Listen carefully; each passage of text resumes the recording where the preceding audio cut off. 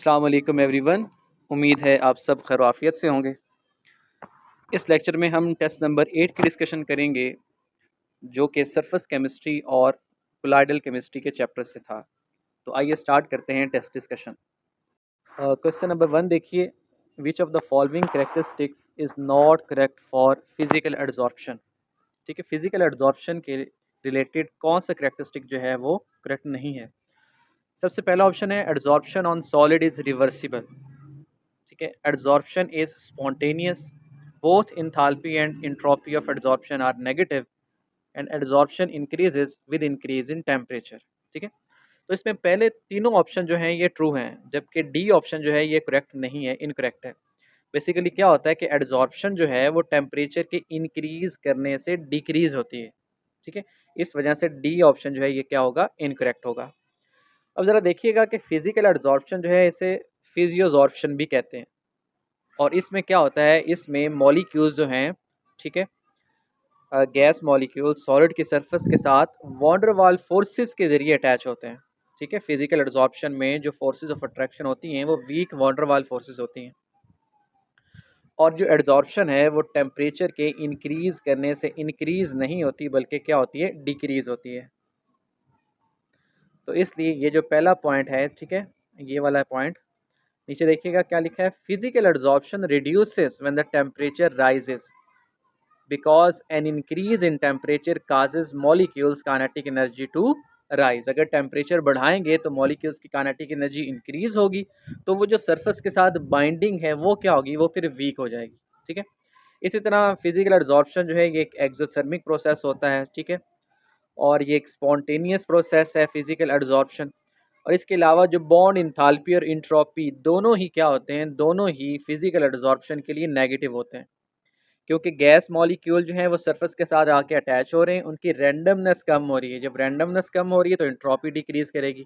ठीक है, और लास्ट पॉइंट क्या है कि जो फिजिकल एड्जॉर्प्शन जो होती है ये क्विकली होती है और रिवर्सिबल होती है। ठीक है, यानी हीट के ज़रिए या क्या होगा, डिकम्पोजिशन के नतीजे में जो मॉलिक्यूल्स अटैच हैं वो क्या होंगे, वो डी अटैच हो जाएंगे, डीजॉर्प्शन हो जाएगी।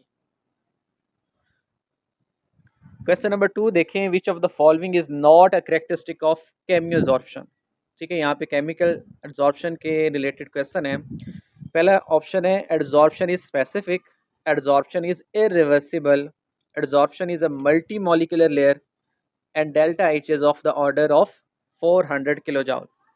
अब देखिए कि केमिजॉर्प्शन जो है, केमिजॉर्प्शन ये स्पेसिफिक होती है, ठीक है, और ये इरिवर्सिबल होती है, और ये मल्टी लेयर नहीं बल्कि सिंगल लेयर फॉर्मेशन होती है इसमें। तो इसका मतलब है सी ऑप्शन जो है ये क्या होगा, करेक्ट होगा।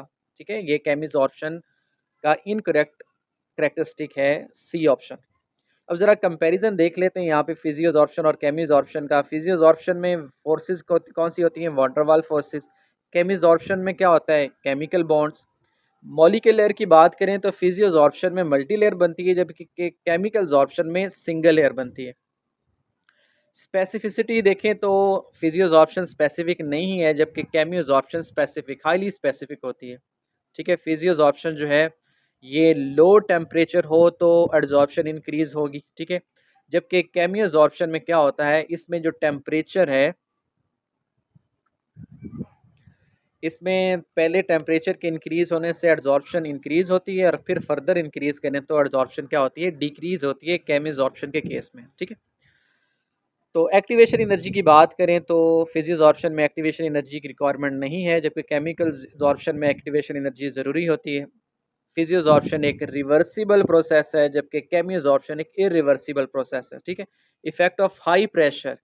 ठीक है, फिजियोजॉर्प्शन में एड्जॉर्प्शन इंक्रीज होती है बाय इंक्रीजिंग प्रेशर, और केमियोजॉर्प्शन में भी क्या होगा, एड्जॉर्प्शन इंक्रीज होगी बाय इंक्रीजिंग प्रेशर। उसके बाद बॉन्डिंग की बात करें तो हम पहले भी डिस्कस कर चुके हैं कि फिजियोजॉर्प्शन में वॉन्डरवाल फोर्सेज होती हैं, जबकि केमिकल जॉर्प्शन में क्या होता है, इसमें आयनिक कोवलेंट बॉन्ड्स वगैरह होते हैं। ठीक है, और जो फैक्टर्स हैं, ठीक है, फिजियोजॉर्प्शन के, वो क्या है, वो है एड्जॉर्बेट, यानी एड्जॉर्बेट की नेचर पे फिजियोजॉर्प्शन डिपेंड करेगी, जबकि केमिजॉर्प्शन जो है एड्जॉर्बेट और एड्जॉर्बेंट दोनों की नेचर पे डिपेंड करेगी। ठीक है, तो इसमें ज़रा एग्जांपल देखें कि फिजियोसॉर्प्शन में एग्जांपल आती है कि चारकोल की सरफेस पे जो हाइड्रोजन और ऑक्सीजन गैसेस आके एडजॉर्ब होती हैं, ये फिजियोसॉर्प्शन है। जबकि मेटल सरफेस के ऊपर ऑक्सीजन आके अगर एडजॉर्ब हो तो ये क्या होगी, केमिसॉर्प्शन की एग्जांपल। क्वेश्चन नंबर 3 देखें, the blue colour of water in the sea is due to, option है scattering of blue light by water molecules, reflection of blue sky by sea water, refraction of blue light by the impurities in sea water, या फिर adsorption of other colours except the blue colour of by water molecules. Basically जो sky का blue colour है, ठीक है, या फिर सी में जो वाटर का ब्लू कलर है, वो बेसिकली स्कैटरिंग की वजह से होता है। ठीक है, क्या होता है, स्कैटरिंग की वजह से वाटर मॉलिक्यूल्स क्या करते हैं, ब्लू लाइट को ज़्यादा स्कैटर करते हैं। तो स्कैटरिंग की वजह से क्या होगा, ब्लू लाइट की वेवलेंथ ज़्यादा डिस्पर्स होगी, जो कि हमें फिर विजिबल होगी। तो ज़रा देखिएगा, blue colour of water in the sea is due to scattering of light by water molecules as blue has smaller wavelength, therefore scattering of blue is exceptionally large. ठीक है, इसकी वेवलेंथ क्योंकि कम होती है तो इस वजह से ये ज़्यादा जो है वो क्या होती है, स्कैटर करती है। और यही रीज़न है कि जो स्काई का कलर है वो हमें ब्लू नज़र आता है, क्योंकि जो हमारे एटमॉस्फेयर में डस्ट पार्टिकल्स हैं वो क्या करते हैं, वो ब्लू लाइट को ज़्यादा स्कैटर कर देते हैं, जिसकी वजह से हमें स्काई जो है ब्लू नज़र आता है। क्वेश्चन नंबर 4 देखें, which of the following is correct for lyophilic sol. ठीक है, लायोफिलिक सोल ऐसे सोल्स होते हैं, ठीक है, ऐसे कोलाइडल सॉल्यूशंस हैं जो कि सॉल्वेंट लविंग होते हैं। ठीक है, उन्हें क्या कहते हैं, लायोफिलिक सोल्स। और दूसरे जो सॉल्वेंट हेटिंग हों, जिसमें एड्जॉर्बेट और एड्जॉर्बेंट के दरमियान क्या हो, या कह लें कि डिस्पर्स फेज और डिस्पर्शन मीडियम के दरमियान जो इंट्रैक्शन है वो वीक हो, तो फिर उसे हम कहते हैं लायोफोबिक सोल। तो ऑप्शन देखिएगा, इरिवर्सिबल सोल है, form from inorganic substances, readily coagulated by addition of electrolyte, या सेल्फ स्टेबलाइज्ड। तो लायोफिलिक सोल जो होते हैं दे आर सेल्फ स्टेबलाइज्ड। ठीक है, लायोफिलिक सोल जो हैं ये रिवर्सिबल होते हैं in nature, they form by organic substances and are self stabilised. अब ये जो है ये स्टेबलाइज्ड होन हुए हैं, ठीक है, जो लायोफिलिक सोल जो हैं ये स्टेबलाइज्ड हैं, तो उसकी वजह से इलेक्ट्रोलाइट्स को ऐड करने से इनकी आसानी से कोगुलेशन नहीं होती, जबकि दूसरी तरफ जो है लायोफोबिक सोल्स, उनको आसानी से कोगुलेट किया जा सकता है। ठीक है, तो एक डिफरेंस याद रखिएगा। और ये भी क्वेश्चन आता है कि कौन सा सोल जो है जो आसानी से ईजिली कोगुलेट नहीं होता, तो वो लायोफिलिक सोल ही है। क्वेश्चन नंबर 5 देखें, मिल्क इज कोलाइड इन विच। अब मिल्क जो है बेसिकली क्या है, ये एक इमल्शन है। ठीक है, लिक्विड इन लिक्विड इमल्शन है मिल्क। ऑप्शन क्या थे, liquid is dispersed in liquid, gas is dispersed in liquid, sugar is dispersed in water, और solid is dispersed in liquid. तो ये लिक्विड इन लिक्विड की एग्जांपल है। ठीक है, मिल्क बेसिकली क्या है, एक इमल्सिफाइड कोलाइड है of liquid is dispersed in liquid where liquid butter fat globes dispersed within a water based solution। ठीक है, तो याद रखिएगा लिक्विड इन लिक्विड की एग्जांपल है मिल्क। क्वेश्चन नंबर 6 है, the migration of colloidal particle under the influence of electric field towards an electrode is known as. ठीक है, जो कोलाइडल पार्टिकल्स जो हैं वो under the influence of electric field migration होती है, ठीक है, टू द ऑपोजिट कैथोड, तो इसे क्या बोलते हैं, इसे कहते हैं इलेक्ट्रोफोरेसिस। इलेक्ट्रोफोरेसिस बेसिकली क्या होता है कि जब कोलाइडल सॉल्यूशन में से इलेक्ट्रिक करंट पास करवाया जाता है, तो जो चार्ज पार्टिकल्स हैं वो ऑपोजिटली चार्ज इलेक्ट्रोड की तरफ मूव करते हैं। ठीक है, और मूव करने के नतीजे में क्या होगा, वहाँ पे जाके वो जो चार्ज को लॉस करेंगे और उनकी कोगुलेशन हो जाएगी। ठीक है, इस प्रोसेस को कहते हैं, ये जो माइग्रेशन है due to the electric field, इसको कहा जाता है कैटाफोरेसिस या इलेक्ट्रोफोरेसिस। ठीक है, अब ये वाला जो फिनोमेना है ये डिफरेंट एप्लीकेशंस में यूज़ होता है। फॉर एग्जांपल के चार्ज पार्टिकल्स जो हैं उनको सेपरेट करने के लिए, ठीक है, साइज़ और चार्ज की बेस पे पार्टिकल्स को सेपरेट करने के लिए क्या करवाया जाता है, इलेक्ट्रोफोरेसिस। ख़ास तौर पे जैसे डीएनए और प्रोटीन एनालिसिस में हम सेपरेशन करते हैं, तो उसमें हम क्या यूज़ करते हैं, उसमें हम जेल इलेक्ट्रोफोरेसिस यूज़ करते हैं। ठीक है, इसी तरह जो वाटर है, वाटर उसमें जो चार्ज इम्प्योरिटीज़ हैं उनको रिमूव करने के लिए इलेक्ट्रोफोरेसिस करवाई जाती है, ठीक है। और इसी तरह जो कोलाइडल सस्पेंशन है, ठीक है, उनकी स्टेबिलिटी को इम्प्रूव करने के लिए इलेक्ट्रोफोरेसिस की जाती है। इसके अलावा यहाँ पे एक और टर्म थी, क्या था, इलेक्ट्रो ऑस्मोसिस। इलेक्ट्रो ऑस्मोसिस क्या होता है, ठीक है, ये बेसिकली क्या है, एक सेमी परमिएबल मेम्ब्रेन से जो लिक्विड की मूवमेंट है, ठीक है, liquid pass through a membrane और a porous material under electric field. तो अगर इलेक्ट्रिक फील्ड के ज़रिए एक पोरस मेम्ब्रेन में से लिक्विड को पास करवाया जाए, सॉल्वेंट को पास करवाया जाए, इसे कहते हैं इलेक्ट्रो ऑस्मोसिस, ठीक है। जबकि टेंडल इफेक्ट आप जानते हैं क्या होता है कि कोलाइडल पार्टिकल जो हैं वो लाइट को स्कैटर करते हैं और इस फिनोमेना को क्या कहा जाता है, टेंडल इफेक्ट कहा जाता है।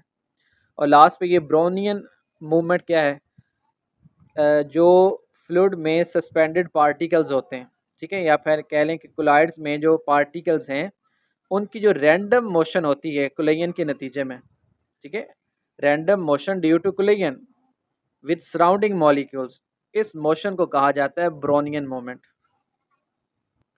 क्वेश्चन नंबर 7 देखें, what is the equation form of long Mir adsorption isotherm under high pressure, ठीक है। हाई प्रेशर में जो लॉन्ग मीर आइसोथर्म है उसकी इक्वेशन हमने बतानी है। तो लॉन्ग मीर एड्जॉर्प्शन आइसोथर्म को मैथमेटिकली एक्सप्रेस किया जाता है x/m is equal to AP over 1 plus BP, ठीक है।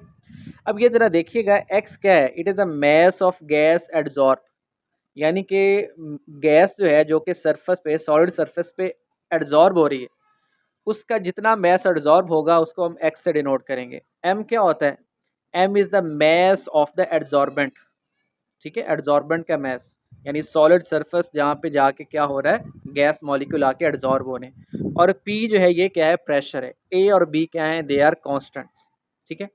तो ज़रा देखिएगा, अगर प्रेशर बहुत हाई हो, ठीक है, जब प्रेशर हाई होगा तो इसका मतलब है BP जो है, ये वाला फैक्टर, इसकी वैल्यू 1 से बहुत ग्रेटर होगी, ठीक है।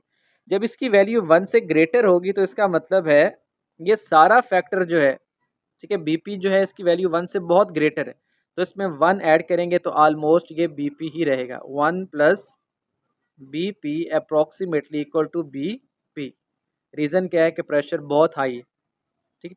तो ये ज़रा देखिएगा कि जब ये फैक्टर जो है किसके इक्वल आ जाएगा, ये फैक्टर BP के इक्वल आ जाए तो PP कैंसिल हो जाएंगे, तो इसका मतलब है हाई प्रेशर पे जो लॉन्ग मीर आइसोथर्म इक्वेशन बनेगी वो क्या होगी, x/m is equal to A/b। तो इसलिए करेक्ट आंसर क्या होगा, C ऑप्शन। क्वेश्चन नंबर 8 देखें, which of the following is a lyophobic colloidal solution. अब लायोफोबिक कोलाइडल सोल्यूशन की एग्जांपल बतानी है, aqueous starch solution, aqueous protein solution, gold solution, या फिर polymer solvent in some organic solvents. तो जो gold solution है गिवन ऑप्शन में से, ये लायोफोबिक कोलाइडल सिस्टम है, ठीक है। अब लायोफोबिक कोलाइड्स कौन से होते हैं, विच आर लिक्विड हेटिंग या सॉल्वेंट हेटिंग कोलाइड्स, ठीक है। और इनमें क्या होता है, इनमें वीक फोर्सेस ऑफ अट्रैक्शन होती हैं बिटवीन कोलाइडल पार्टिकल्स, ठीक है, एंड द सॉल्वेंट मॉलिक्यूल्स। तो गोल्ड पार्टिकल्स जो हैं इनकी बहुत ही लेस अफिनिटी होती है टुवर्ड्स डिस्पर्शन मीडियम, इस वजह से ये किसकी एग्जांपल है, ये लायोफोबिक कोलाइडल सोल की एग्जांपल है। क्वेश्चन नंबर 9 देखें, difference between crystalloids and colloids is of. अब क्रिस्टलाइड्स और कोलाइड्स के दरमियान डिफरेंस किसका होता है, बेसिकली साइज ऑफ पार्टिकल्स के डिफरेंस है, ठीक है। क्रिस्टलाइड्स जो हैं ऐसे सब्सटेंसेस होते हैं, ठीक है, जिनकी आसानी से क्रिस्टलाइजेशन हो सके, ठीक है, which are easily crystallise from their aqueous solution, ठीक है। या आमतौर पे कह लें कि जो ट्रू सोल्यूशंस होते हैं उनमें जो पार्टिकल्स होते हैं, ठीक है, उन्हें हम क्रिस्टलाइड्स कहते हैं। तो जो क्रिस्टलाइड्स हैं इनका जो पार्टिकल साइज होता है, ठीक है, वो क्या होता है, वो होता है less than 1 nanometre, less than 1 nanometre. जबकि दूसरी तरफ जो है कोलाइड्स, इनका साइज जो है क्रिस्टलाइड्स की निस्बत मच लार्जर होता है। तो क्रिस्टलाइड्स की निस्बत क्या होगा, ग्रेटर होगा इनका पार्टिकल साइज, कितना होता है, तकरीबन 1 नैनोमीटर से 100 या 200 नैनोमीटर तक जो है वो साइज़ होता है कोलाइड्स का, ठीक है। बेसिकली सब्सटेंसेस को पार्टिकल साइज की बेस पे डिवाइड किया गया है, क्रिस्टलाइड्स जो कि लेस देन 1 नैनोमीटर है, और जो कोलाइड्स हैं वो क्या हैं, वो ग्रेटर देन 1 नैनोमीटर साइज होगा उनका। क्वेश्चन नंबर 10 देखें, the effect of pressure on adsorption is high if. अब एड्जॉर्प्शन पे प्रेशर का इफेक्ट हाई कब होगा, जब टेम्परेचर हाई हो, टेम्परेचर लो हो, temperature is neither very low nor very high, या फिर charcoal piece is taken in place of charcoal powder, ठीक है। तो बेसिकली जो इफेक्ट ऑफ प्रेशर है ऑन एड्जॉर्प्शन वो हाई होता है जब टेम्परेचर क्या हो, लो हो, ठीक है। बेसिकली क्या होता है, लो टेम्परेचर पे गैस मॉलिक्यूल्स की स्पीड क्या होती है, स्लो होती है, जिसकी वजह से वो आसानी से एड्जॉर्ब हो जाते हैं सॉलिड सरफेस पे। और इसी तरह लोअर टेम्परेचर क्या करता है, ये एड्जॉर्बेंट सरफेस की काइनेटिक एनर्जी को कम कर देता है, जिसकी वजह से अट्रैक्टिव फोर्सेस जो होती हैं वो इंक्रीज होती हैं। तो अगर आप टेम्परेचर डिक्रीज करें, कम करें, तो फिर क्या होगा, एड्जॉर्प्शन जो है गैसेस की वो क्या होगी, वो प्रेशर के डायरेक्टली प्रोपोर्शनल होगी, ठीक है। जितना ज़्यादा प्रेशर होगा उतनी ज़्यादा फिर क्या होगी, एड्जॉर्प्शन होगी। क्वेश्चन नंबर 11 देखें, which of the following is the correct Freundlich formula. तो फ्रॉडलिच फार्मूला ये भी क्या है, एड्जॉर्प्शन आइसोथर्म। ये भी फ्रॉडलिच और लॉन्गबीट दोनों एड्जॉर्प्शन आइसोथर्म क्या बताते हैं, ये गैस की एड्जॉर्प्शन ऑन सॉलिड सरफेस, ठीक है, विद रिस्पेक्ट टू टेम्परेचर, ठीक है। तो ये ज़रा देखिएगा, ये एक एम्पिरिकल रिलेशनशिप है between the amount of gas adsorb by a given amount of solid adsorbent surface and pressure of the gas at a particular temperature. तो ज़रा देखें कि क्या एक्स ओवर एम, एक्स क्या होगा, mass of gas which is adsorb on the solid surface, और M क्या होगा, ये सॉलिड एड्जॉर्बेंट जो है उसका मास होगा, इज इक्वल टू के पी पावर 1/n, ठीक है। 1/n जो है, n की वैल्यू क्या होगी, ये होगी 0 से लेकर 1 तक, 0 से 1 तक वैल्यू होगी। क्वेश्चन नंबर 12 देखें, if the disperse phase is a liquid and the dispersion medium is solid, the colloid is known as. अगर डिस्पर्स फेज जो है वो लिक्विड है और डिस्पर्शन मीडियम सॉलिड है, तो ये एक जेल की एग्जांपल है, ठीक है। इसे हम क्या कहते हैं, जेल कहते हैं। तो ज़रा देखिएगा कि फोम जो है, फोम क्या होता है, it is a colloid of gas in solid.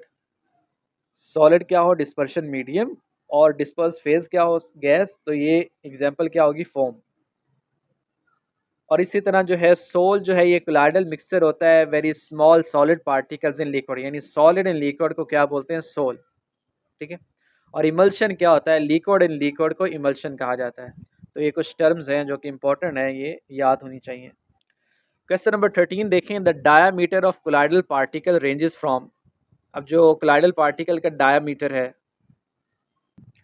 इसकी रेंज होती है 10⁻⁻9 मीटर टू 10⁻⁻7 मीटर। अच्छा, यहाँ पे ज़रा देखिएगा, बेसिकली हम जो सॉल्यूशंस हैं, ठीक है, टाइप ऑफ सॉल्यूशन में हम क्या पढ़ते हैं, ट्रू सॉल्यूशन, कोलाइडल सॉल्यूशन जो कि हेट्रोजीनियस, और सस्पेंशन वो भी हेट्रोजीनियस, ठीक है। इनका जो पार्टिकल साइज़ है वो डिफरेंट होता है। ट्रू सॉल्यूशन में जो पार्टिकल साइज़ है वो होता है लेस देन 1 नैनोमीटर, ठीक है। और कोलाइडल सॉल्यूशन का क्या होगा, इसका होगा 1 से 100 नैनोमीटर तक, ठीक है। और अगर 100 नैनोमीटर से अबव है तो फिर वो सस्पेंशन की कैटेगरी में आता है, ठीक हो गया। अब इसमें ज़रा अगर देखें कि हम नैनोमीटर को मीटर में कन्वर्ट करें, तो 1 नैनोमीटर इक्वल्स टू 10⁻⁹ मीटर, ठीक है। और 100 नैनोमीटर क्या होता है, वो होता है 10⁻⁷ मीटर। सो इसलिए बी ऑप्शन जो है ये क्या है, करेक्ट है। क्वेश्चन नंबर 14 देखें, the process of separating a crystalloid from a colloid by filtration is called. यानी क्रिस्लाइड्स को और कोलाइड को सेपरेट करना बाय फिल्ट्रेशन, इसे कहा जाता है डायलिसिस, ठीक है। डायलिसिस एक ऐसा प्रोसेस है जिसमें हम क्रिस्लाइड को कोलाइड से सेपरेट करते हैं by using semi permeable membrane, ठीक। अब ये जो मेम्ब्रेन है ये क्या करती है, ये लार्जर पार्टिकल्स को रोक लेती है और स्मॉल पार्टिकल्स को गुजरने देती है, ठीक है। तो इस प्रोसेस को हम क्या कहते हैं, डायलिसिस। जबकि यहाँ पे इमल्सिफिकेशन एक वर्ड लिखा हुआ है फर्स्ट ऑप्शन। तो इमल्सिफिकेशन क्या होता है, एक ऐसा प्रोसेस, ठीक है, जिसमें दो लिक्विड्स को, दो या दो से ज़्यादा लिक्विड्स को मिक्स किया जाता है, ठीक है। इस तरह मिक्स करें कि वो आपस में मिक्स ना हो, जिस तरह ऑयल और वाटर है, ऑयल और वाटर को हम जब ऐड करते हैं ठीक है, तो वो एक दूसरे के साथ मिक्स नहीं होते, इसे हम क्या बोलते हैं, इमल्शन। ठीक, इसी तरह कोगुलेशन क्या है, कोगुलेशन होता है एग्रीगेशन ऑफ पार्टिकल्स, यानी पार्टिकल्स जो हैं वो सॉल्यूशन में क्या थे, डिस्पर्स थे, तो वो इकट्ठे हो जाएं, इकट्ठे होके प्रेसिपिटेट बना दें, इसे क्या बोलते हैं, कोगुलेशन कहते हैं। ठीक है, क्लस्टर फॉर्मेशन हो जाना या प्रेसिपिटेट्स का बन जाना by the aggregation of particles is called coagulation. जबकि पेप्टाइजेशन क्या है, पेप्टाइजेशन है inverse, reverse of precipitation. Precipitation में पार्टिकल्स इकट्ठे होकर नीचे सेटल डाउन हो जाते हैं, अगर वही पार्टिकल्स जो हैं प्रेसिपिटेट्स दोबारा सॉल्यूशन में हल हो जाएं, ठीक है, वापस सॉल्यूशन में चले जाएं, तो उसे हम क्या बोलते हैं, उसे कहते हैं पेप्टाइजेशन। क्वेश्चन नंबर 15 देखें, dialysis can separate which of the following in addition to the glucose from the human blood. ठीक है, अब डायलिसिस के थ्रू हम जो ह्यूमन ब्लड है उसमें से एक तो हम ग्लूकोज जो है, ठीक है, उसको सेपरेट करते हैं। बेसिकली क्या है कि ये हमारा काम जो है, अगर किडनीज जो हैं प्रॉपर वर्क ना कर रही हों, ठीक है, तो फिर क्या किया जाता है, डायलिसिस किया जाता है, जिसमें डायलाइज़र मशीन के ज़रिए क्या करते हैं, ब्लड को प्योरीफाई करते हैं। ठीक है, तो ज़रा देखिएगा, dialysis can separate proteins in addition to glucose from blood as the protein sizes lie in the colloidal range. ठीक है, एक तो ये शुगर के लिए, ठीक है, ग्लूकोज के लिए, साथ ही साथ जो है जो प्रोटीन्स होती हैं, ठीक है, प्रोटीन्स उनको भी सेपरेट किया जाता है थ्रू डायलिसिस। क्वेश्चन नंबर 16 देखें, which of the following ions has the least flocculation value. ठीक है, अब पहली बात तो फ्लोकुलेशन वैल्यू कहते किसे हैं, ठीक है, फ्लोकुलेशन वैल्यू किसे कहते हैं। अब जो एक कोलाइडल सोल्यूशन है, ठीक है, कोलाइडल सोल्यूशन की प्रेसिपिटेशन करने के लिए या कोगुलेशन करने के लिए, ठीक है, क्या ऐड किया जाता है, स्मॉल अमाउंट ऑफ इलेक्ट्रोलाइट को ऐड किया जाता है। ठीक है, स्मॉल अमाउंट ऑफ इलेक्ट्रोलाइट, तो जितनी अमाउंट इलेक्ट्रोलाइट की ऐड करेंगे वो क्या कहलाएगी, वो उसकी फ्लोकुलेशन वैल्यू कहलाएगी। The flocculation value is the minimum amount of electrolyte added to cause the coagulation और precipitation of the colloidal solution. ठीक है, तो जितनी ज़्यादा फ्लोकुलेशन वैल्यू होगी, ठीक है, इसका मतलब है उतनी ज़्यादा अमाउंट रिक्वायर्ड थी उस इलेक्ट्रोलाइट की कि वो क्या करे, वो कोलाइडल सॉल्यूशन को कोगुलेट कर दे। ठीक है, तो फ्लोकुलेशन वैल्यू किस पर डिपेंड करती है, ये डिपेंड करती है चार्ज ऑफ द आयन पे। ठीक है, चार्ज ऑफ द आयन, तो greater the charge the more is the flocculation value. ठीक है, अब यहाँ पे देखें कि सबसे ज़्यादा चार्ज जो है वो किस पर है, जिसका चार्ज सबसे ज़्यादा होगा इसका मतलब है उसकी फ्लोकुलेशन वैल्यू सबसे ज़्यादा है। तो क्वेश्चन क्या पूछा है, क्वेश्चन पूछा है कि विच of the following ions has the least flocculation value. तो सबसे कम चार्ज क्लोराइड पे है, तो इसकी लीस्ट फ्लोकुलेशन वैल्यू होगी, यानी सबसे कम फ्लोकुलेशन वैल्यू किसकी होगी, क्लोराइड की। क्वेश्चन नंबर 17 देखें, gold sol can be prepared by. Gold sol जो है, ठीक है, गोल्ड कोलाइडल सोल्यूशन जो है, इसको प्रिपेयर किया जाता है by the reduction of gold chloride with formalin. ठीक है, फॉर्मलिन सोल्यूशन बेसिकली क्या है, एक्वस सोल्यूशन होता है फॉर्मेल्डिहाइड का। तो गोल्ड सोल जो है इसको प्रिपेयर किया जाता है गोल्ड क्लोराइड AuCl3 की रिडक्शन करके विद फॉर्मेल्डिहाइड। ठीक हो गया, तो ये आपने याद रखना है। अच्छा, इसके अलावा जो है ये गोल्ड सोल जो है, या कह लें कि जितने भी मेटेलिक सोल्स होते हैं, ठीक है, उनको एक मेथड है उसे कहा जाता है ब्रिडिक आर्क मेथड, ब्रिडिक्स या ब्रिडिक्स आर्क मेथड। अब इसमें क्या होता है, इसमें हम आम तौर पे जो मेटल्स हैं उनके कोलाइडल सॉल्यूशन तैयार किए जाते हैं। ठीक है, जैसा कि सिल्वर हो गया, गोल्ड वगैरह। ठीक, तो इसमें क्या है कि जिस मेटल का हमने कोलाइडल सॉल्यूशन बनाना है उसको हम एज अ इलेक्ट्रोड लेते हैं। ठीक है, तो क्या किया जाता है, जब इलेक्ट्रिक करंट पास किया जाता है थ्रू इलेक्ट्रोड्स, तो वो इलेक्ट्रोड जो हैं जो कि मेटल से बने हुए हैं, ठीक है, वो वेपराइज होते हैं और वो डिस्पर्स हो जाते हैं डिस्पर्शन मीडियम में, यानी कि जो हमारे पास इलेक्ट्रोलाइट है। तो इस तरह क्या होता है, इस तरह जो मेटल्स हैं, ठीक है, वो कहाँ जाती हैं, सोल्यूशन में जाती हैं और वहाँ पे जाके फिर क्या बनता है, कोलाइडल सोल्यूशन बनता है। ठीक है, तो इस प्रोसेस को कहा जाता है ब्रिडिक्स आर्क मेथड। एक ऐसा प्रोसेस कि जिसमें मेटल्स के कोलाइडल सॉल्यूशन बनाए जाते हैं। कैसे बनाए जाते हैं कि मेटल्स को एज अ इलेक्ट्रोड लिया जाएगा और जब इलेक्ट्रिक करंट पास किया जाएगा इलेक्ट्रिक आर्क के थ्रू, ठीक है, वो मेटल्स जो हैं फिर वो डिस्पर्शन मीडियम में डिस्पर्स होंगी। ठीक हो गया। क्वेश्चन नंबर 18 देखें, which one of the following method is commonly used for destruction of colloid. यानी कोलाइड को डिस्ट्रक्शन, एक कोलाइडल सॉल्यूशन है तो आपने उसको क्या करना है, डिस्ट्रक्ट करना है। तो क्या किया जाएगा, उसमें इलेक्ट्रोलाइट ऐड किया जाएगा। इलेक्ट्रोलाइट ऐड करने से क्या होगा, कोगुलेशन हो जाएगी, प्रेसिपिटेशन हो जाएगी पार्टिकल्स की, वो नीचे सेटल डाउन हो जाएंगे और कोलाइडल सॉल्यूशन जो है वो क्या हो जाएगा, डिस्ट्रॉय हो जाएगा। ठीक है, तो ये टर्म जो है हमने पहले भी डिस्कस की है कि हम अगर इलेक्ट्रोलाइट ऐड करें, इलेक्ट्रोलाइट की जितनी मिनिमम अमाउंट होगी वो उसकी फ्लोकुलेशन वैल्यू कहलाएगी। और इलेक्ट्रोलाइट ऐड करने से क्या होता है, जो कोलाइडल पार्टिकल्स हैं उनकी कोगुलेशन हो जाती है। क्वेश्चन नंबर 19 देखें, artificial rain is caused by spraying. जो आर्टिफिशियल रेन है, ठीक है, ये कैसे की जाती है, by spraying neutral charge colloidal dust over a cloud, या फिर same charge colloidal dust over a cloud, both A and B, या फिर ऑपोजिट चार्ज। तो आर्टिफिशियल रेन जो है it is caused by spraying opposite charge colloidal dust over a cloud. Basically artificial rain जो है, ठीक है, ये उन इलाकों में करवाई जाती है जहाँ पे आम तौर पे सालाना जो बारिश है वो बहुत कम होती है। ठीक है, तो रेनफॉल में क्या होता है कि जो क्लाउड्स हैं, ठीक, ये भी बेसिकली ऑपोजिटली चार्ज जब आपस में मिलते हैं तो तब बारिश होती है। ठीक है, क्लाउड्स बेसिकली चार्ज उन्होंने कैरी किया होता है, तो जब ऑपोजिट चार्ज आपस में मीट करेंगे तो फिर क्या होगा, फिर रेन होती है। तो इसी तरह फिर कोलाइडल जो है, क्लाउड जो है, they are colloidal in nature and carry charge.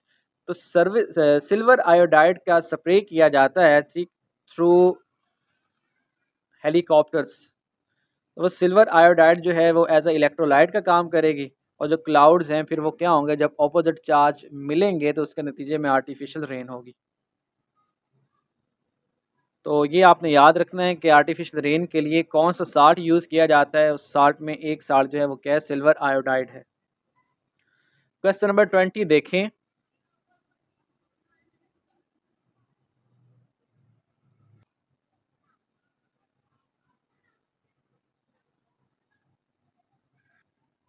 तो क्योंकि अगर नाइट्रोजन जो है रिंग में हो या फिर एजो ग्रुप या फिर नाइट्रो ग्रुप में हो तो फिर वो क्या है, वो अमोनियम सल्फेट में कन्वर्ट नहीं होती।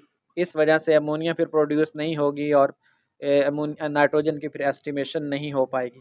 तो जैसा आप ये दो पॉइंट याद रखने हैं आपने कि कॉपर सल्फेट जो है ये as a catalytic agent use होता है, और ये मेथड जो है ये नाइट्रोजन की एस्टिमेशन के लिए है।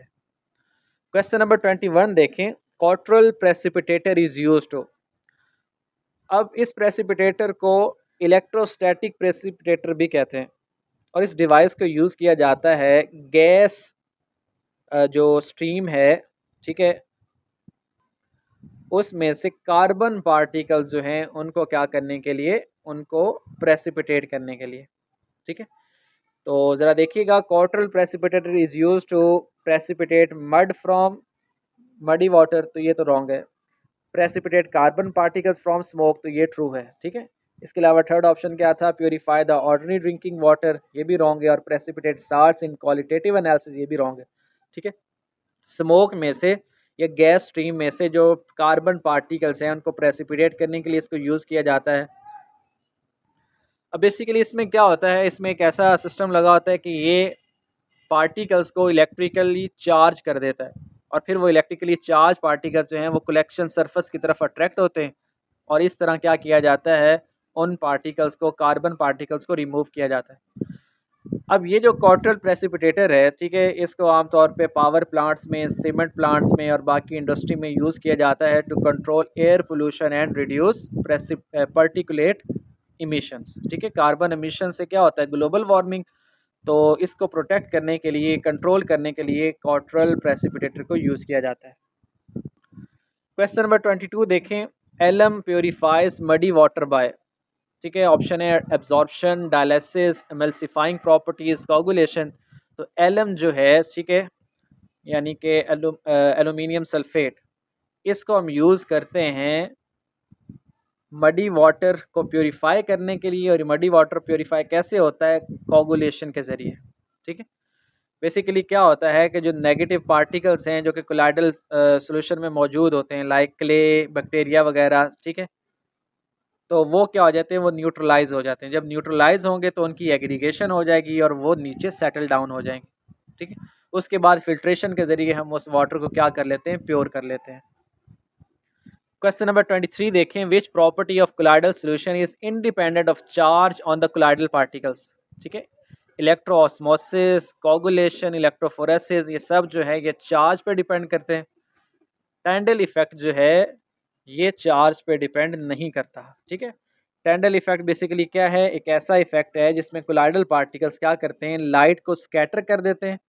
ठीक है, लाइट जो है वो डिस्पर्स हो जाती है और टेंडल इफेक्ट के ज़रिए हम क्या कर सकते हैं? हम ट्रू सोल्यूशन और कोलाइडल सोल्यूशन में डिफ्रेंशिएट कर सकते हैं। ठीक है, कोलाइडल सोल्यूशन टेंडल इफेक्ट शो करेंगे। ठीक है, लाइट को स्कैटर कर देंगे।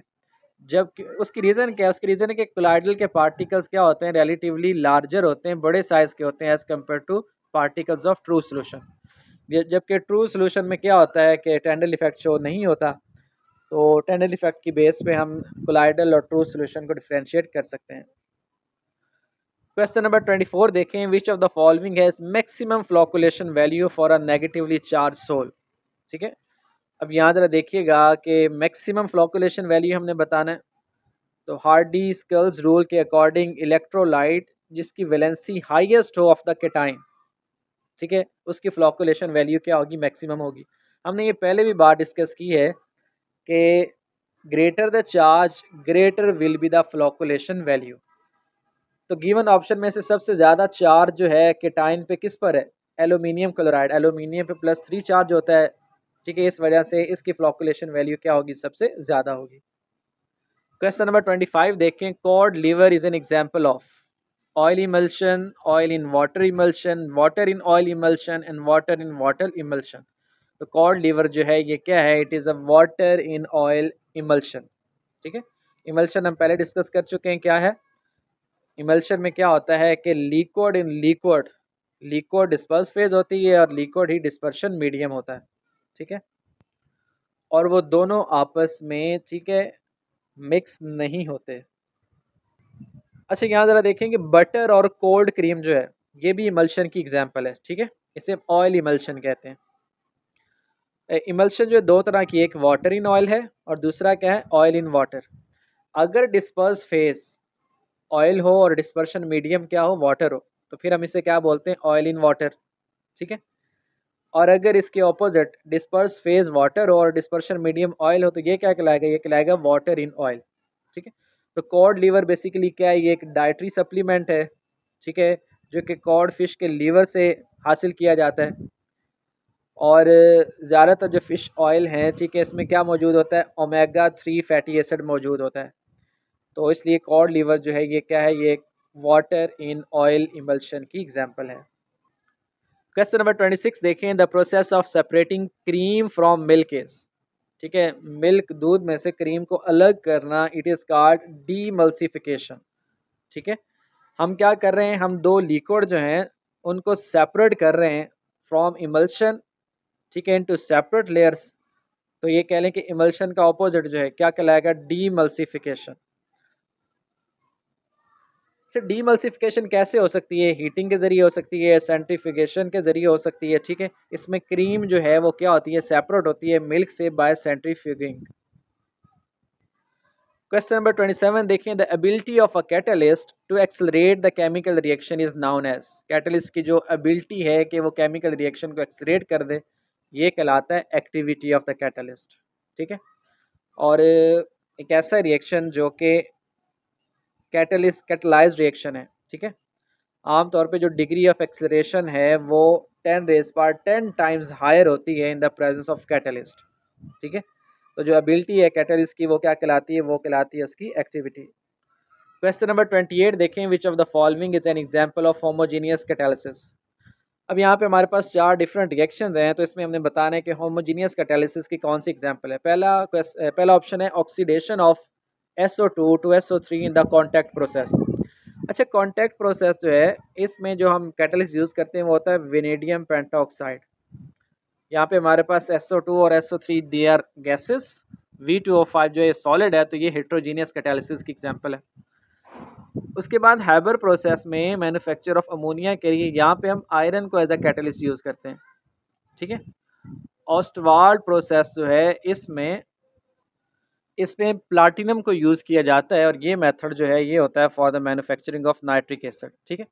जबकि सी ऑप्शन जो है जिसमें सल्फर डाइऑक्साइड सल्फर ट्राइऑक्साइड में कन्वर्ट हो रहा है इन लेड चैम्बर प्रोसेस, इसमें जो कैटलिस्ट है वो है नाइट्रिक ऑक्साइड, ठीक है।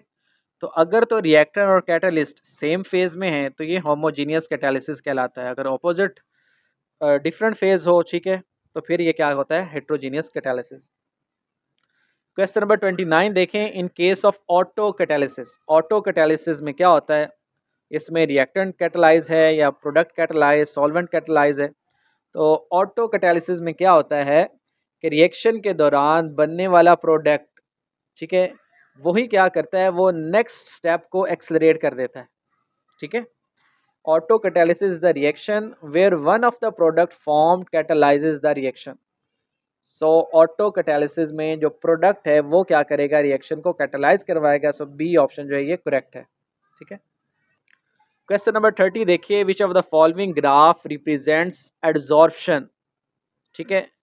यहाँ पे x जो है वो अमाउंट ऑफ गैस, जबकि m जो है मास ऑफ सॉलिड, ठीक। अब ज़रा देखिएगा, हमने ये पहले ही पढ़ा है कि फ्रॉडलिच एडजॉर्प्शन आइसोथर्म और जो दूसरा है लॉन्ग मीन एडजॉर्प्शन आइसोथर्म, उनकी हमने बात की। दोनों क्या बताते हैं, दोनों बताते हैं adsorption of gas on the solid surface and pressure, यानी प्रेशर का क्या इफेक्ट है एडजॉर्प्शन पे। तो इसमें जो ग्राफ है वो क्या है, वो डी वाला करेक्ट है। इसमें क्या होता है, इसमें x/m और नीचे क्या आएगा, नीचे हमारे पास p आएगा, प्रेशर। क्या है कि जैसे जैसे प्रेशर इंक्रीज करेंगे तो amount of gas adsorb on the solid surface क्या होगी, इंक्रीज होगी। लेकिन एक ख़ास प्रेशर तक फर्दर अगर हम प्रेशर इंक्रीज करेंगे तो फिर अमाउंट क्या होगी, कांस्टेंट रहेगी, ठीक है। सो डी ऑप्शन जो है ये क्या है, करेक्ट है। तो ये याद रखिएगा, हाई प्रेशर पे x/m जो है ये कांस्टेंट हो जाता है और प्रेशर भी डिपेंड नहीं करता, ठीक है। जबकि लो प्रेशर पे जो एड्जॉर्प्शन है गैस की वो प्रेशर के डायरेक्टली प्रोपोर्शनल है, ठीक है।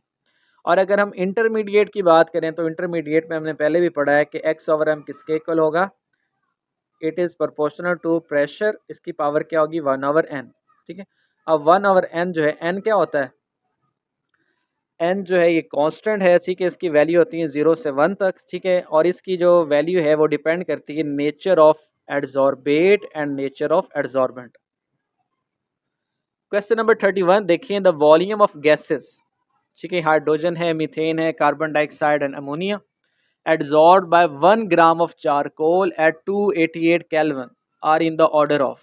अब हमने बताना है कि कौन सी गैस जो है वो 1 ग्राम ऑफ चारकोल में ज़्यादा एड्जॉर्ब होगी, उसका वॉल्यूम ज़्यादा एड्जॉर्ब होगा, ठीक है। तो सबसे पहली बात ये देखें कि वो गैसेस जो आसानी से लिक्विफाई हो जाती हैं, वो गैसेस जो आसानी से लिक्विफाई हो जाती हैं, ठीक है, वो सॉलिड सरफेस पे उनकी अमाउंट ज़्यादा एड्जॉर्ब होती है, ठीक है। The amount of gas adsorb by a solid depend on the nature of gas. In general easy liquefiable gases are easily adsorb, ठीक हो गया। अब कौन सी गैसेस जो आसानी से क्या हो जाती हैं, लिक्विफाई हो जाती हैं, ऐसी गैसेस के जिनका क्रिटिकल टेम्परेचर क्या होता है, हाई होता है, ठीक है। क्रिटिकल टेम्परेचर उनका हाई होगा and they have readily van der Waals forces of attraction, उनमें क्या होता है, वॉन्डर वाल फोर्सेज स्ट्रॉन्ग होती हैं, ठीक हो गया। तो इसका मतलब है greater the critical temperature greater is the adsorption. तो सबसे ज़्यादा जो है क्रिटिकल टेम्परेचर वो किसका है, अमोनिया का, उसके बाद कार्बन डाइऑक्साइड, उसके बाद मीथेन और उसके बाद हाइड्रोजन, ठीक हो गया। तो इस तरह ये आपने इसको याद रखना है। दूसरी ये बात कि जैसे जैसे टेम्परेचर इंक्रीज़ होगा, ठीक है, एड्जॉर्प्शन क्या होगी, डिक्रीज़ होगी, और प्रेशर इंक्रीज़ करने से एड्जॉर्प्शन क्या होती है, इंक्रीज़ होती है। इसको हम इस तरह भी याद रख सकते हैं कि जो पोलर गैसेज होती हैं उनकी एड्जॉर्प्शन ज़्यादा होगी as compare to non polar gases. Question number 32 देखें, the chemical adsorption decreases with increase of temperature, increase with increase of temperature, first increases and then decreases. ठीक है, तो जो केमिकल एड्जॉर्प्शन है, ठीक है, इसमें क्या होता है, इसमें टेम्परेचर के बढ़ाने से पहले तो एड्जॉर्प्शन इंक्रीज होती है, बाद में क्या होती है, डिक्रीज होती है। ठीक है, इसकी रीज़न क्या है कि पहले जो है, अब इसमें क्या होता है कि इसमें मॉलिक्यूल्स ने केमिकली कंबाइन होना होता है सरफेस के साथ। ठीक है, तो एक्टिवेशन एनर्जी रिक्वायर्ड होती है। तो स्टार्टिंग में अगर आप टेम्परेचर बढ़ाएंगे तो it means you are giving activation energy. तो एक्टिवेशन एनर्जी मिलेगी तो क्या होगा, एड्जॉर्प्शन इंक्रीज होगी। लेकिन एक ख़ास पॉइंट तक अगर फर्दर आप टेम्परेचर इंक्रीज़ करेंगे तो फिर क्या शुरू हो जाएगा, फिर डीजॉर्प्शन होगी। तो इसका मतलब है फर्स्ट इंक्रीज़ होती है और फिर डिक्रीज़ होती है with increase of temperature. Question number 33 देखें, the protecting power of lyophilic colloidal sol is expressed in terms of. जो प्रोटेक्टिव पावर है लायोफिलिक सोल की, अब प्रोटेक्टिव पावर से क्या मुराद है। ठीक है, अब इसमें ज़रा देखिएगा कि जो लायोफोबिक कोलाइड्स हैं वो आसानी से उनकी कोगुलेशन हो जाती है, यानी उन पार्टिकल्स की आसानी से प्रेसिपिटेशन हो जाएगी और वो नीचे सेटल डाउन हो जाएंगे और कोलाइडल सोल्यूशन जो है वो डिस्ट्रॉय हो जाएगा। तो कोलाइडल सोल्यूशन को कोगुलेशन से बचाने के लिए क्या किया जाता है, उसमें लायोफिलिक सोल ऐड किया जाता है, लायोफिलिक कोलाइड ऐड किया जाता है। ठीक है, जो क्या करता है, जो लायोफोबिक कोलाइड को प्रोटेक्ट करता है फ्रॉम कोगुलेशन, इसको कहते हैं प्रोटेक्शन। ठीक है, इसको क्या बोलते हैं, प्रोटेक्शन। और protection power of lyophilic colloid, इसको एक्सप्रेस्ड किया जाता है in terms of gold number. ठीक है, the protection power is expressed as gold number. अब गोल्ड नंबर क्या है, it is the amount of protective colloid in milligrams, यानी आप कितना प्रोटेक्टिव कोलाइड उसमें ऐड कर रहे हैं मिलीग्राम्स में। ठीक है, जो क्या करे, needed to prevent the coagulation of a standard 10 ml gold sol when 1 mole of 1 ml of 10% solution of sodium chloride is added to it. अब हमारे पास बेसिकली क्या है, हमारे पास गोल्ड कोलाइड है, गोल्ड सोल है, कितना है, 10 ml है।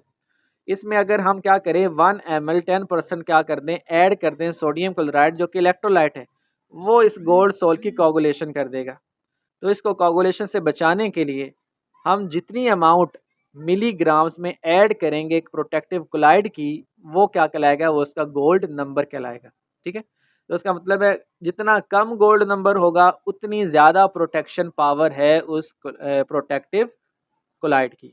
ठीक हो गया, तो ये जो टर्म है गोल्ड सोल, ये आपको पता होना चाहिए, याद होनी चाहिए कि जो प्रोटेक्शन पावर है किसी भी प्रोटेक्टिव सोल की या प्रोटेक्टिव कोलाइड की, जो क्या करे, जो लायोफोबिक सोल को, लायोफोबिक कोलाइड को प्रोटेक्ट करे फ्रॉम कोगुलेशन, तो इसको हम एक्सप्रेस करते हैं इन टर्म्स ऑफ गोल्ड नंबर।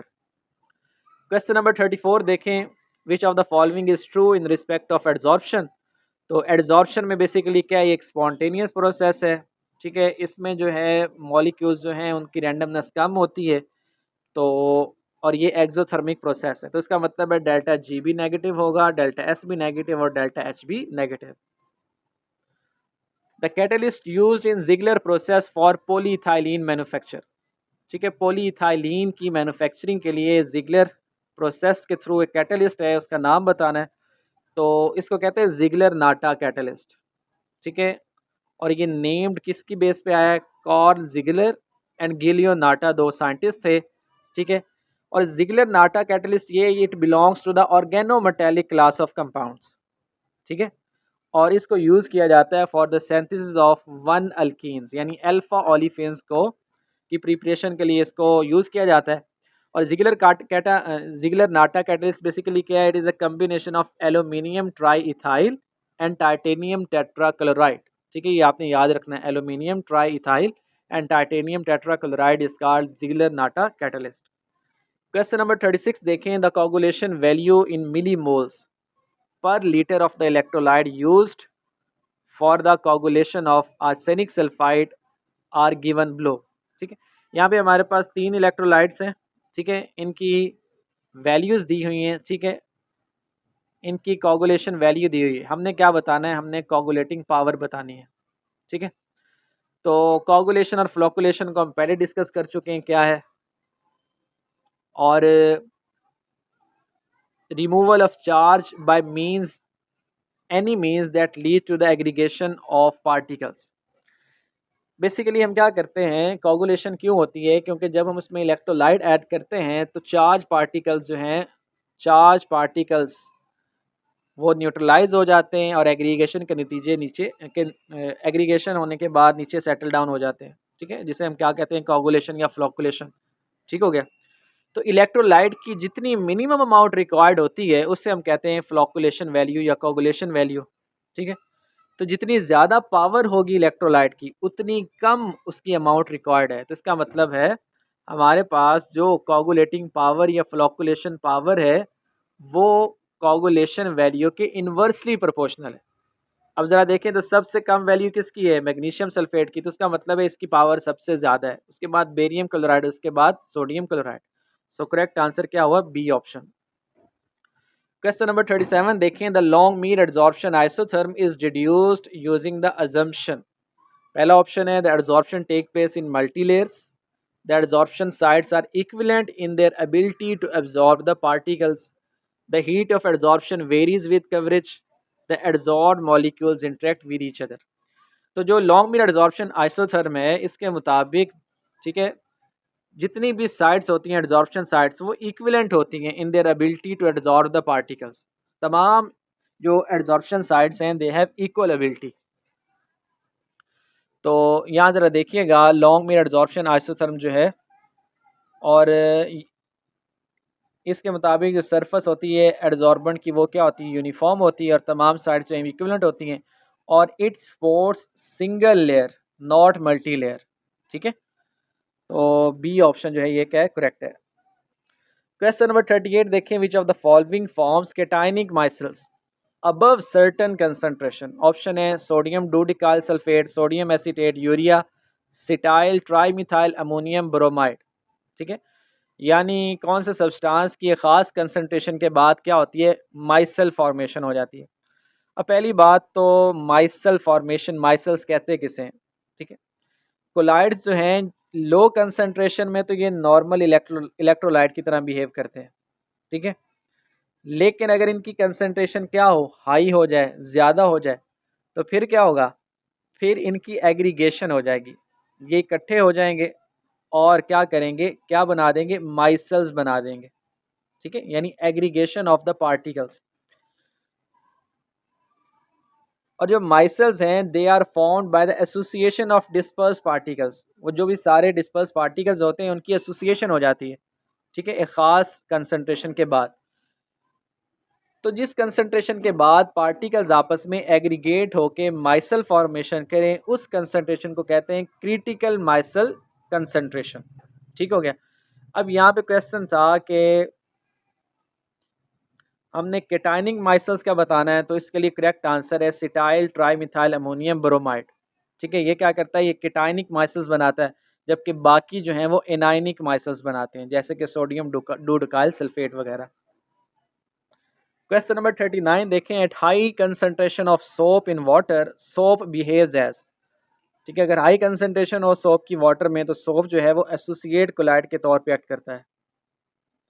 और एसोसिएट कोलाइड वही हैं जो हमने अभी डिस्कस किया था कि अगर एक ख़ास कंसंट्रेशन के बाद पार्टिकल्स की कंसंट्रेशन बढ़ती है तो फिर क्या होता है, फिर एग्रीगेशन के नतीजे में माइसल फॉर्मेशन होती है और इसको कहा जाता है एसोसिएटेड कोलाइड्स। ठीक है, अच्छा, जब माइसल फॉर्मेशन होती है तो जिस कंसंट्रेशन के बाद उसे हम कहते हैं क्रिटिकल माइसल कंसंट्रेशन।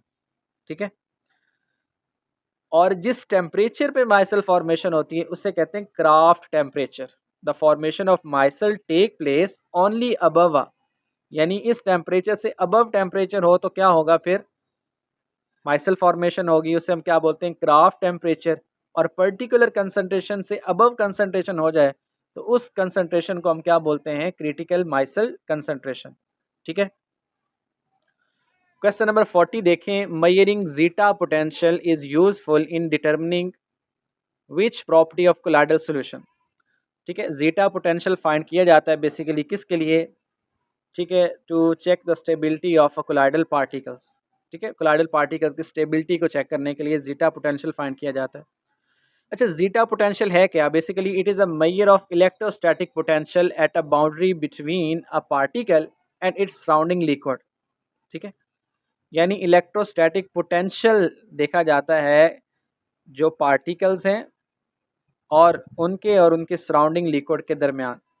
ठीक है, तो जीटा पोटेंशियल जो है ये एक यूज़फुल कह लें मेथड है to determine the stability of colloidal particles. ये क्या इंडिकेट करता है? ये इंडिकेट करता है कि पार्टिकल्स की कितनी डिग्री ऑफ इलेक्ट्रोस्टैटिक रिपल्शन है। जितनी ज़्यादा इलेक्ट्रोस्टैटिक रिपल्शन होगी उतने ज़्यादा पार्टिकल्स क्या रहेंगे? डिस्पर्स रहेंगे सोल्यूशन में। ठीक है, तो हायर जीटा पोटेंशियल तकरीबन वैल्यू कितनी होती है? ये 30 मिली वॉट से ग्रेटर होती है। तो जितनी ज़्यादा जीटा पोटेंशियल की वैल्यू होगी इसका मतलब है कोलाइडल पार्टिकल की उतनी ज़्यादा स्टेबिलिटी है, ग्रेटर स्टेबिलिटी को शो करता है। और लोअर जीटा पोटेंशियल, अगर जीटा पोटेंशियल की वैल्यू जो है वो 30 मिली वॉट से लेस है तो ये क्या कहलाती है? Lower zeta potential. And it indicates less stability and greater tendency of particles to aggregate और कोगुलेशन। ठीक है, यानी पार्टिकल्स जो हैं वो स्टेबल तभी हैं जब वो सोल्यूशन के अंदर डिस्पर्स हैं। अगर वो पार्टिकल्स आपस में क्या कर जाएं? एग्रीगेशन कर जाएं तो उससे क्या होगा? वो प्रेसिपिटेशन हो जाएगी, सेटल डाउन हो जाएंगे और कोलाइडल सोल्यूशन जो है वो डिस्ट्रॉय हो जाएगा। ठीक है, अच्छा नेक्स्ट क्वेश्चन देखिए कि हमारे पास पेडागोजी के कुछ क्वेश्चन है। पहला क्वेश्चन है who is the founder of humanistic approach? तो इसका आंसर है मैस्लो। ठीक है, which is the source of achieving one's object? ठीक है, action, ideas, perception, ideals. Ideas, perception, ideals इन से इंडिविजुअली कुछ नहीं होता जब तक आप एक्शन नहीं करेंगे। तो इसका करेक्ट आंसर क्या है? Action. Cognitive theory is also known as, इसे कहते हैं इंफॉर्मेशन प्रोसेसिंग थ्योरी भी कहा जाता है। क्वेश्चन नंबर 44 देखें, from the following who was the first psychologist? पहला साइकोलॉजिस्ट जो है वो कौन था? वो था एरिस्टोटल। ठीक है, the process of helping individual make life adjustment at home, school and other phase of life is basically called guidance. ठीक है, इसे क्या कहा जाता है? गाइडेंस कहा जाता है कि आप किसी इंडिविजुअल की हेल्प कर रहे हैं तो ताकि वो लाइफ एडजस्टमेंट बेटर वे में कर सके। ठीक है, नेक्स्ट क्वेश्चन है what does mean by learning? ठीक है, लर्निंग का मतलब क्या है? Learning means change in behaviour. Question number 47 देखें, guidance should always be emphasized because it, guidance ज़रूरी क्यों है? ठीक है, because it helps peoples to help himself. ठीक है, गाइडेंस के ज़रिए आप स्टूडेंट्स को क्या बता रहे हैं? कि वो खुद आगे कैसे बढ़ सकते हैं, खुद अपने आप की हेल्प कैसे कर पाएंगे। ठीक है, यानी कि गाइडेंस के ज़रिए आप दूसरों को बताते हैं कि बेटर वे में आप लाइफ डेवलपमेंट कैसे कर सकते हैं। नेक्स्ट क्वेश्चन है, a gifted student has intelligence level? Intelligence level जो गिफ्टेड स्टूडेंट है उसका होता है 140 एंड